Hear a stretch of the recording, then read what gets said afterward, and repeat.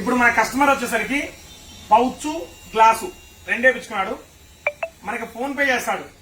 Phone pay అయినా clear గది ఒక్కసారి ఫోన్ పే చేస్తాడు చూడండి.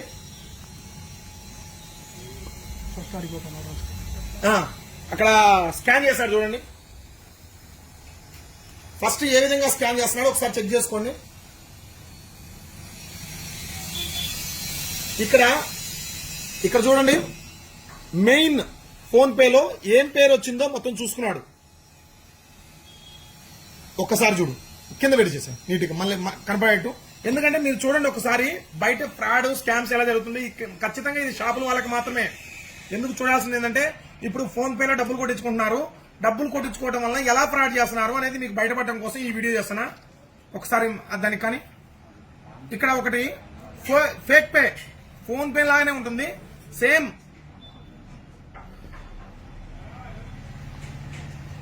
కేవలం అవగాహన కోసమే అండి.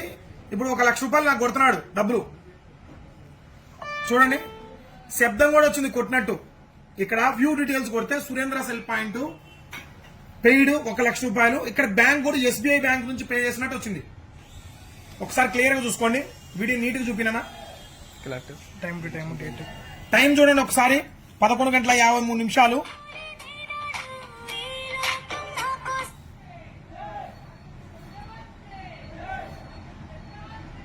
11:53. Date 26 July 2024.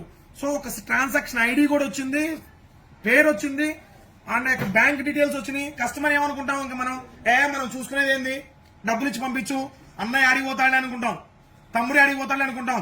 కానీ ఇక్కడ ఫేక్ పే చేసింది. ఒకసారి చూడండి, యాప్ చూడండి. ఇంకది ఏం పని చేయదు.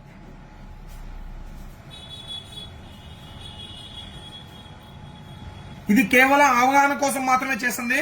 మీకు ఎవరిని ఉద్దేశించి కాదు, ఎవరిని ఇచ్చేయాలని కాదు. ఇక్కడ ఫోన్ పే, ఇది ఫేక్ పే. జస్ట్ పేరు, అమౌంట్, సబ్మిట్ అంతే, కొడితే అయిపోయా.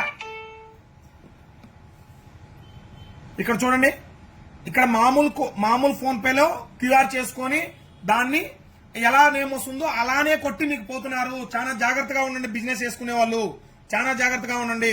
ఈ వీడియోని ప్రతి ఒక్కరూ షేర్ అయితే చేయండి. థ్యాంక్ యూ అండి.